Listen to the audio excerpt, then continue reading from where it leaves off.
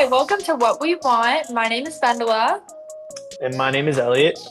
and today we're talking about intersectionality in leadership, which is a large word. Yeah, this is brand new And to me. yeah, I feel like it's brand new to a lot of people, which is exciting. So this is a topic that I learned a lot about in my gender studies courses and my sexuality courses because about a third of my degree is gender and sexuality studies. So I was really excited about this. And specifically, we're going to relate it to leadership. We're going to go into sort of some church leadership and how it can be incorporated into that as well. But first, like what is intersectionality? Because I feel like Elliot said, a lot of people don't know what intersectionality is. So it was actually a term coined in 1989 by a woman named Kimberly Crenshaw. She's a Black feminist. And she basically coined this concept, and it describes the experience of people that have multiple identities of marginalized groups. It's not a formula.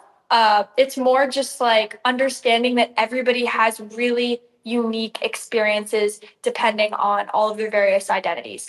So, for example, um, if you're a Black woman, but you're also a trans Black woman, you experience something way different than a straight cisgender Black woman. So it's sort of this understanding that when all of these various identities collide, we get all sorts of different kinds of oppression and inequality. And it's very interesting to think of this way. She gives a great example in the TED talk that she did. And I believe it was 2016. But if you look up the urgency of intersectionality, it's a really interesting TED talk. It's only 18 minutes. And she really goes into like explaining what it's about. And she gives this one example that I really like. Basically, it's a Black woman. She wants to get a job at a factory, a manufacturing factory, and she's denied the job. And so she takes it to the court because she feels that she was unfairly denied this job. And she says, I feel like I was unfairly denied this. I feel like there's Black men working there and there's white women working there. Why can I not work there? And she said that she felt that she couldn't work there because the white women were mostly reception, and they really didn't want a Black woman to be the face of their company. And the Black men Mm, were doing most of the manual labor. And so she sort of fit where her two identities crossed into this uh, realm of where people would not see her. She became invisible in a sense because they're catering toward women, but only white women, and Black people, but only Black men. And so she sort of got caught in this intersection of oppression. And the judge decided to dismiss her case because he could not understand that this frame was sort of being this frame of intersection was causing this oppression for her. So it was really interesting the way that she phrased that, and I feel like it helped me understand it more, like that example. But basically, when there's no frame, so I'm reading this off because this is what she talks about. I'm quoting her. She said, "If there's no okay. frame with which to see and understand an individual, then people forget about them. They fall through the cracks." And the issue Mm, is that there's a lot of different frames to see people through. And not a lot of people like to use those frames to understand people's unique experiences. And so frames allow us to see these how social problems impact all members of a targeted group, and to tell the story of the discrimination they're experiencing. Some people have to combine multiple discriminations. And when there's no frame for a problem or no name for a problem, you cannot see it. And that is why she coined the term intersectionality, because there was no explanation for this before she coined it, which is crazy, until the late yeah. 80s, that nobody like understood that there was this concept of intersecting like frames of reference here. So I just think it's really interesting. And there's one visual that they give, which is basically it's an equation, but I don't like to phrase it as an equation because I don't want people to think black woman plus gay plus this equals this experience. Like every person's experience varies by class, by Hmm. how rich or poor someone is, the wealth gap. Like so many different things go into intersectionality, but Right. we're saying that membership of multiple interconnected social categories plus connected systems and structures of power equals structural inequality. So it's sort of this concept of all of these different identities plus the social structures and systems of power we have equals this inequality. So it's much more complex than just a simple equation, but like it's just sort of nice, not nice, it's necessary to have a concept name for something like this. It Yeah. creates a lot of like people are seeing now, which is really cool. Yeah. So yeah, it's not adding up multiple identities. It's sort of this experience, acknowledging that everybody's experiences are sort of the multitude of identities together, and how that discrimination is very unique from person to person. Um, so yeah, this also, I mean, I feel like it's connected to leadership in so many ways because I feel like to be an adequate leader is to understand the struggles of the people who are your followers. And knowing this concept is extremely important for people in leadership. Um, and so, yeah, that's kind of what it is, I guess. I hope that is more, because I know that you Yeah. obviously did, like, you were talking to me, we were talking about each other, like, or talking to each other before this, Hmm. like, what we were trying to do. And Yeah. it's definitely a confusing concept on paper, but I feel like once you like hear examples, it's like, oh, that makes sense. You know? Right. Yeah. Yeah. I think it's so important for like a leader to be able to understand this concept, to really like understand how it really works, because like you were saying, it helps so many people be seen. And Yeah. not only that, but like a key part of being a leader with sympathy and empathy, and is to be able to come down with your people that you are leading and be one with them. Don't be a tyrant or someone who does not listen to their followers. You know what I mean? Level yourself, stay humble. And I think that that's like really important. When I first thought of like, when I was reading about like intersectionality, like the first type of like idea and concept I kind of thought about was just like hidden figures. Like, have you seen like hidden Yeah. figures? Like that's like the I love the that example movie. that like came into Yeah. my head. Yeah. How But so? do what? How Because I so? was just thinking of like minorities being uh being shown prejudice, and when Mhm. people and when they were clearly the right people for the job. You Yeah. know what I mean? So Yeah. it's just that concept, really. Yeah. I love that movie too. I feel honestly, the soundtrack for that movie goes It's a so great hard. movie. It It's a goes great so movie. hard. Oh, I could talk about music all day, but that soundtrack, Pharrell Williams killed it with that one. I'm not gonna lie. But yeah, Hidden Figures is honestly perfect example. I feel like just because um, it's like these black women who are extremely smart. They don't want to be receptionists. They can't really be receptionists. They're not allowed to. But they also can't be in the room where all the decisions are being made because they're Hmm. black. So it's just really Yeah. interesting this like thing that they're caught in, where it's like they're smart enough to be contributing but not smart enough to be in the room where they can actually make change. So Yeah. yeah, I like that a lot. um what else did you find? I guess I want to give you a chance 'cause I feel like I yap all the time, Elliot. I'm so sorry. I'm so sorry. I get No, so this is good excited though. about this. I get so excited. So This is great. you tell me what you've been looking at, and I'm gonna shut I up now think, a little yeah, I bit. think one thing that I've kind of thought of is like, in today's society, I feel like there's so many I feel like there's a lot of headlining issues that are kind of headlined, and then there's a lot of other issues that are sort of overlooked. Like, and I feel like Mm, this is something that like is overlooked. Obviously, we have um, an agenda on really big uh, on race, on gender, but even Hmm. deeper than that, there's other people, and even the people under that umbrella. Um, it's so broad that I think being able to understand and learn and dive deep and just stay humble and knowing and recognizing um, that that intersection that happens in our Hmm. society is really important. So it was really eye opening for me, really to just see it in a kind of a model view. So I Hmm. feel like it helps. Like even if you kind of like know of these groups and everything, even just to see it kind of structured out was like really cool. Um, so yeah, Yeah, it was no, really for sure. really interesting.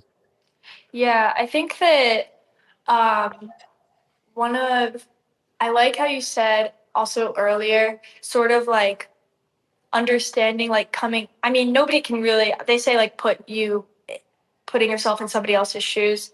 You know, Yeah. that's never really possible, but Hmm. even just understanding these concepts and how these different identities can contribute to unique systems of Hmm. oppression is, I feel like, one step in kind of coming down to your followers' levels Definitely. and understanding their struggles and their everyday hurdles that they face, that Hmm. they may not be those headline issues, like you said, and maybe those Yeah. smaller ones that are no less important, but much Hmm. harder to see for sure. Yeah. Just because something's more difficult to see, though, doesn't mean it's any less important, especially when most people in the United States are not cisgender white people. So, Hmm. um, straight white people as well. So, I think that it's so important, like you were saying.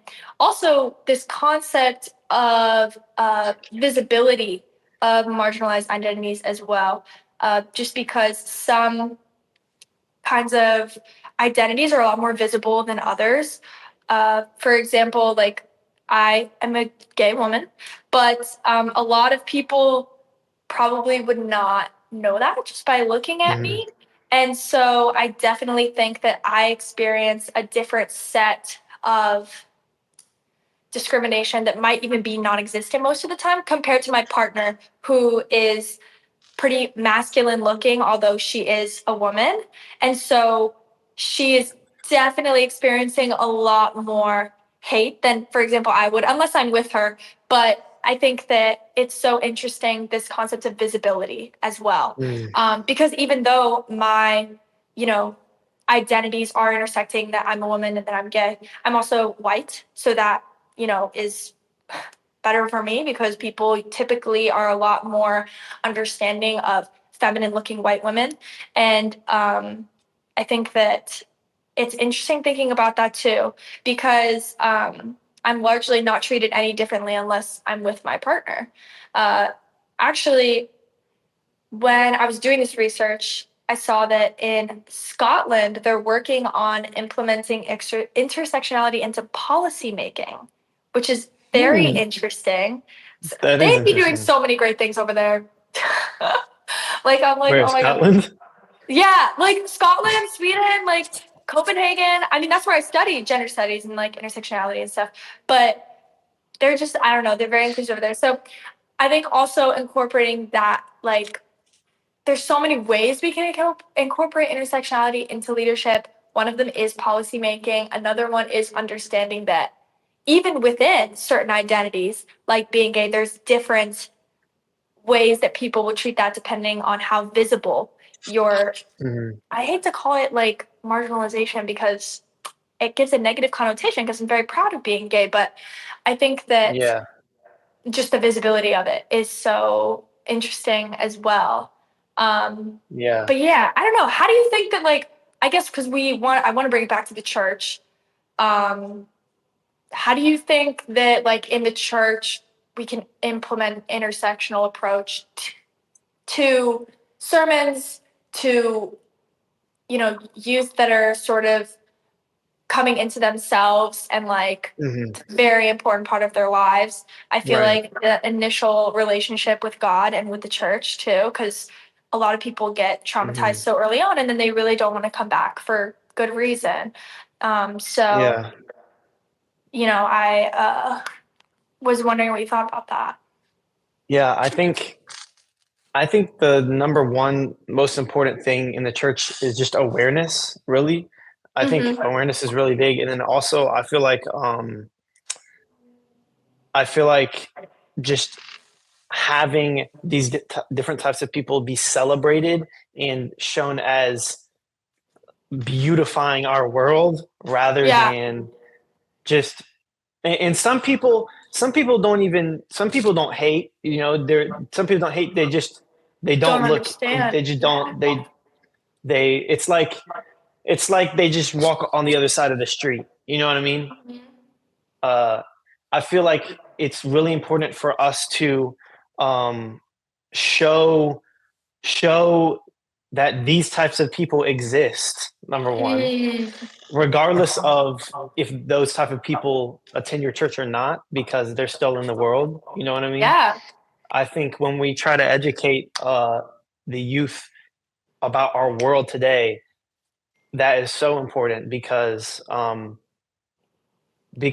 these are types of people that like are great people that you will come in contact with in your life. You know what I mean? And I think that's super important to talk about and have these conversations.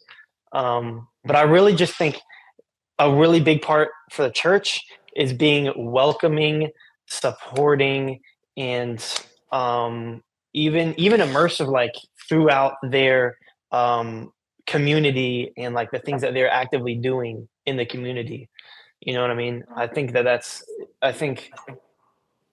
will drastically improve how we manage this problem in the church.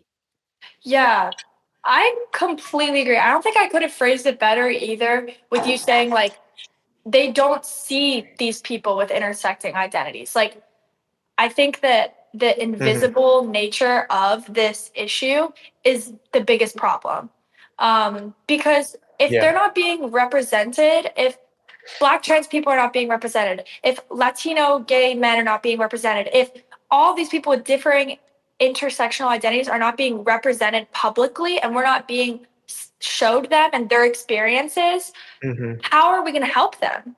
Yeah. How are we going to, you know, create a more equal, just world and be better leaders, just like Jesus would want, if we are Hmm. not seeing these experiences and showing our youth these experiences, telling them there is support for them no matter who they decide to be. They're fully accepted, fully loved, just as Jesus would. Hmm. So I completely agree with you. I don't think I could have said that better, to be honest. I think that the church showing people's experiences of different identities, like, for example, bringing in um, people that have, really felt I don't know. I hate being redundant, but like people that, have all of these intersecting identities, bringing them in, having them share their experiences with youth Hmm. groups, with uh, the, Yeah. the, what is the word I'm looking for? Integration, integrating these types of Yeah, like experiences in like people's lives is important. I agree. I think so too. Um, I was also going to say, uh, what else was I going to say? I don't even know. I just really like that. Go off, Elliot. King. I think that also, whatever, I don't care. I'm gonna say something about the election. Sue me. It's very, it's gonna be. I foresee very difficult for people want to be themselves. I firsthand know a couple people that are either stopping taking their hormones to transition because they're scared now, Mm. um, or they're trying to transition and it's already extremely difficult in Florida, as we know, but it's Hmm. going to become even more difficult now. Um, Friends that are thinking about getting married earlier, friends that are scared to go out now because they'll afraid they'll be racially profiled. Um, these are all things that I think we can see definitely an increase in the next 4 years.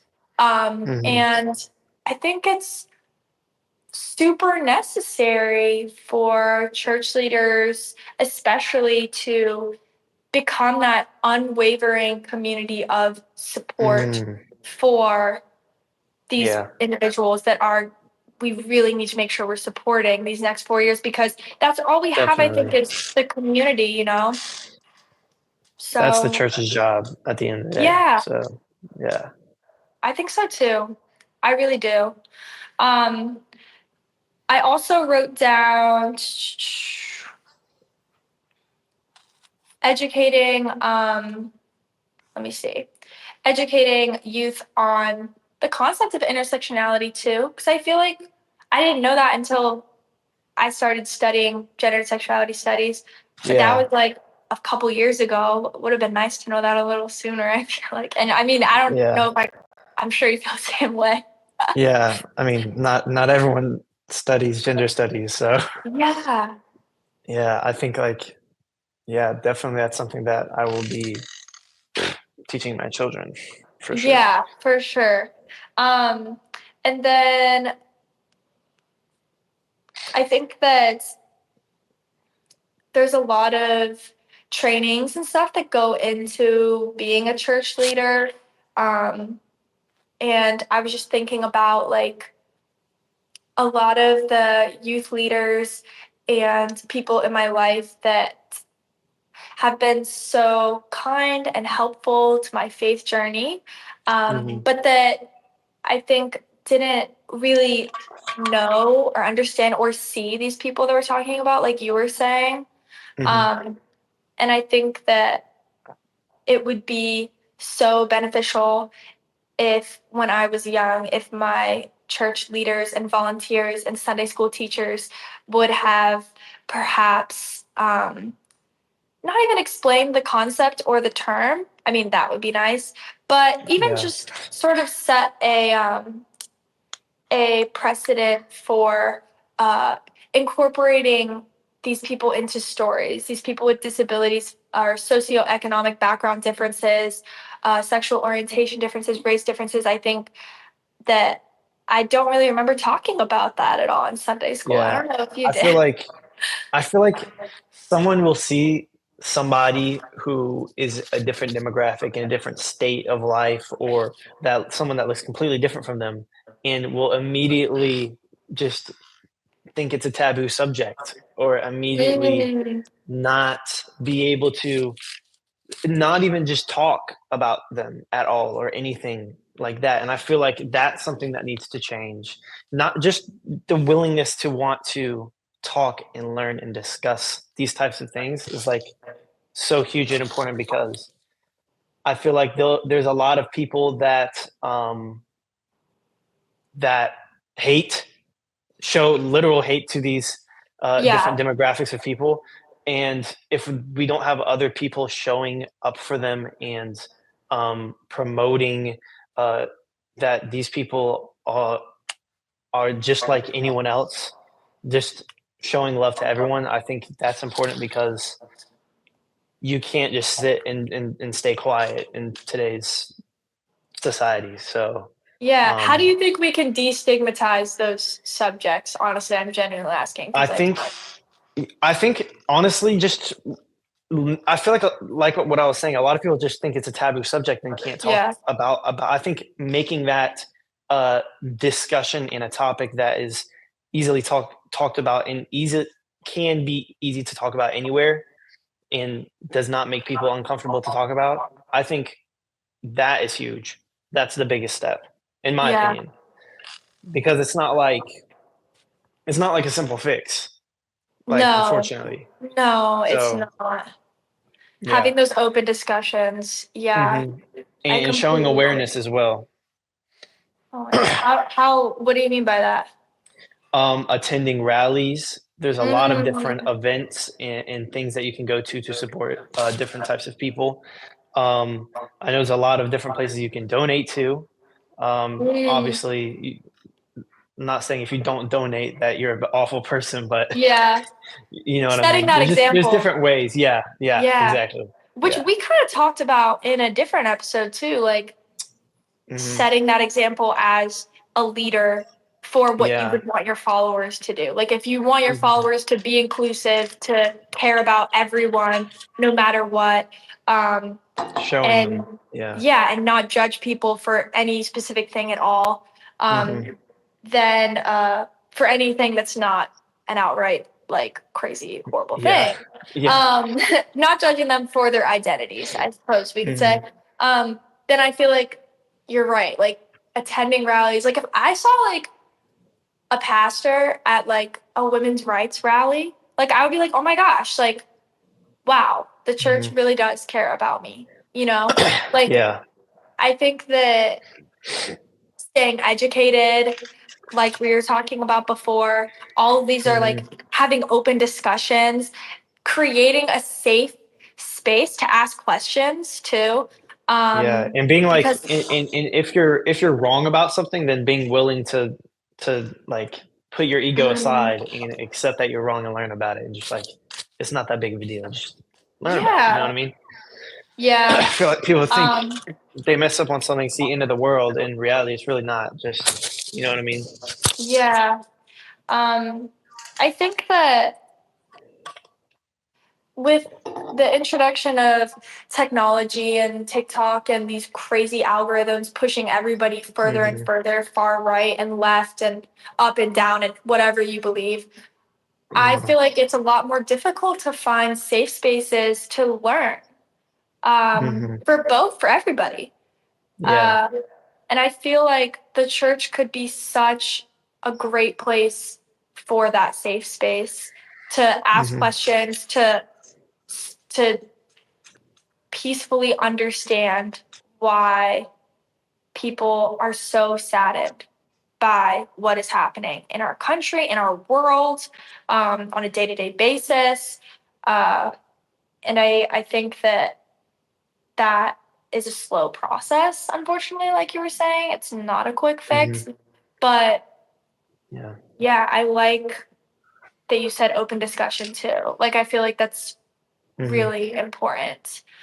Um, Definitely. I also think so you were saying that a lot of people are really hateful about, or just like really adverse to people who identify as different things than what they do.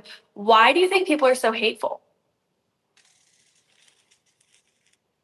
I think it has a lot to do with like generational belief.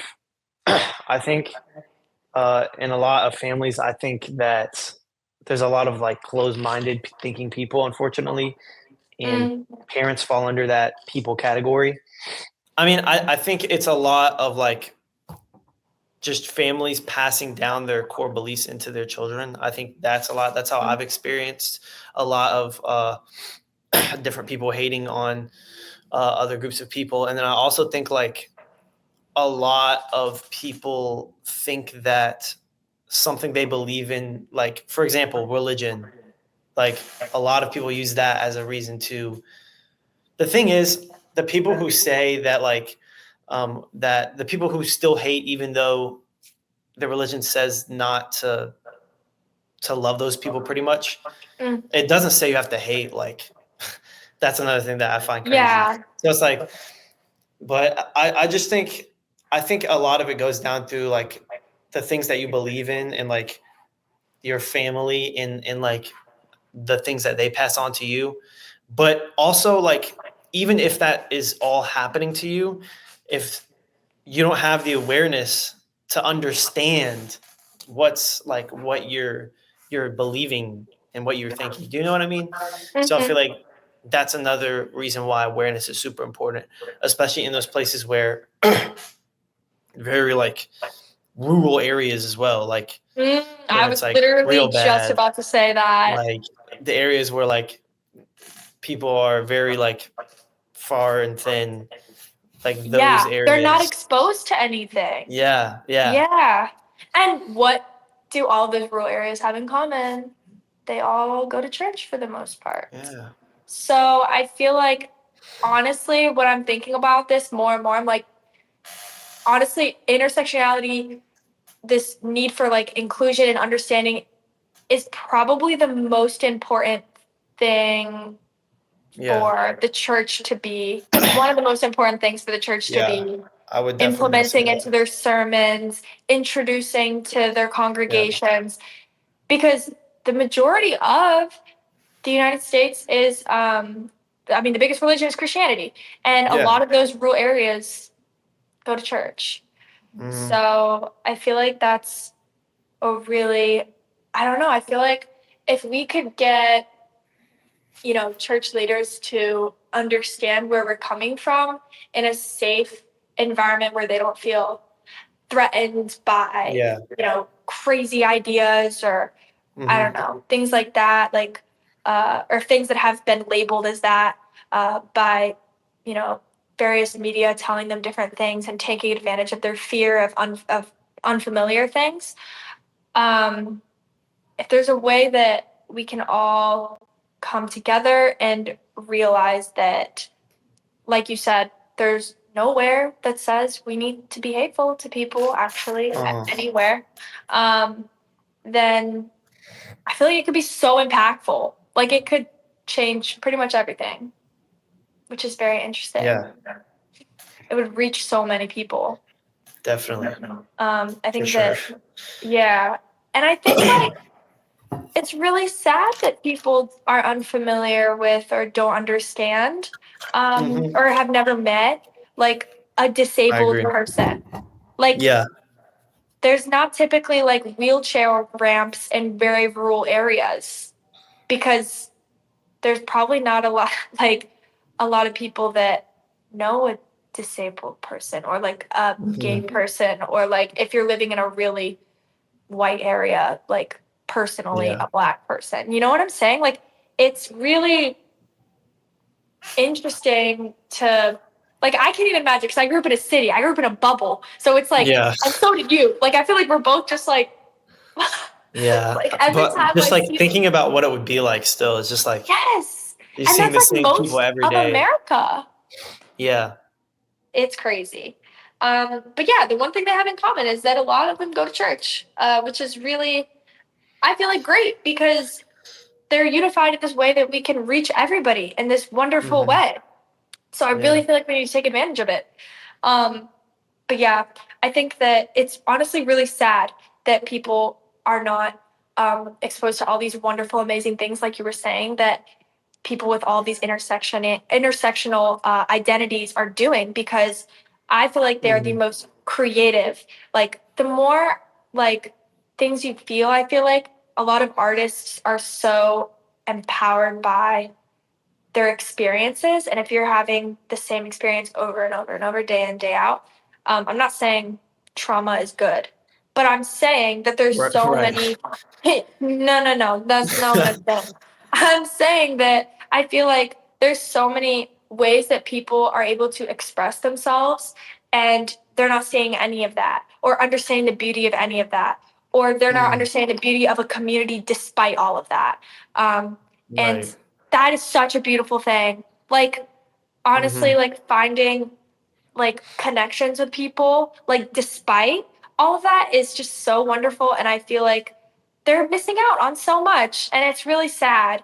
Yeah. And I feel bad for a lot of people that don't have uh, firsthand like experiences or relationships with people that they know that have those intersectional identities, or maybe those identities are not visible or they're being Mm. smothered by Pray the Gay Away, or you Mhm. know all sorts of different things. So I feel like it's so sad. I think there's so much Yeah. out there, so many Yeah. creative, amazing things that people are doing that they're not seeing. But I yeah, completely agree.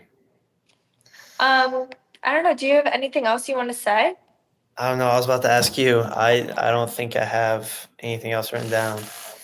Okay. Well, I'm crossing off everything off my list because I like to write things down while we're talking because I don't want to forget anything. Um, I think that the last thing I would love to leave us with before your very amazing thought provoking question. Oh, okay. Yeah. Yeah, you better be thinking about that while I'm talking. The Okay. last thing Yeah. I Go feel ahead. like I want to say is that I was talking to Derek earlier this week, and his question to me was, it was something along the lines of course, he phrased it like way better because that man can talk like in amazing ways. But he was like, what is one thing you want, like, people in the clergy, people in the church, like religious leaders to know about like your generation? Like, what do you want them to know about you? And I was like, I feel like I really think I just would love for them to know that um, we just want to feel like we belong. And the thing is that um, a lot of us don't feel like we belong in a church because it's become so specific in the qualities you must have in order to belong. And I think that's why our generation is the most secular, it's the least religious generation, is because we do not feel like we belong anymore. There are, for a multitude of reasons, we were talking about how our needs are different. You know, a lot of us now have, gratefully, a lot of us have food on the table. A lot of us have homes that we can go back to and beds we can sleep in. And because of that, we're now growing into ourselves, and we're, understanding ourselves better than I feel like we're spending a lot of time understanding ourselves and doing that growth and finding our purpose. And I think that has led to people becoming more themselves than I feel like a lot of generations have had the chance to, which I'm so grateful for. But, that means that I feel like the church needs to change with us. And I think that would be one thing that we would love to feel at home. Yeah, definitely. What about you? I think definitely feeling like I belong. I think a big problem, I would say, with our generation is you get hanging around a specific group of people, and a lot of times you just stay with that one group of people Mm, who stay doing the same exact things, and everyone else starts looking weird to you. You know what I mean? And I mm. feel like as a church, you have to be the type of demographic to want everyone, so that at least all the weird people are together. You know what I mean? Yeah, I I'm not love trying to weird make it sound people. cool, but yeah. Anyway, No, yeah, I that's what get I what would you're say. saying, though. I do. Um, Yeah. yeah, I hope all the religious leaders of the world and all of the leaders of the world are listening right now. Yep, they better be. Yeah. All right. What's All our right. question today, Elliot? Question. All right. Here's my thought question. How can we use intersectionality as a lens to better our community, Mm. our church community, our school communities, our um, neighborhoods? How can we use that as a lens to better our communities? Oh, That's I my question. love that one, Elliot. Shit. Okay, that was really nice. I love it. Yeah. We should actually Hooray. end every episode like that. All right, guys, we're signing off. See y'all If later. you're listening, you don't understand. We're flexing, and both of us are absolutely jacked. Just Yeah, you me, can't see it. actually. Pump cover's on right now. But yeah, thank you guys so much for watching, listening. Bye. Bye.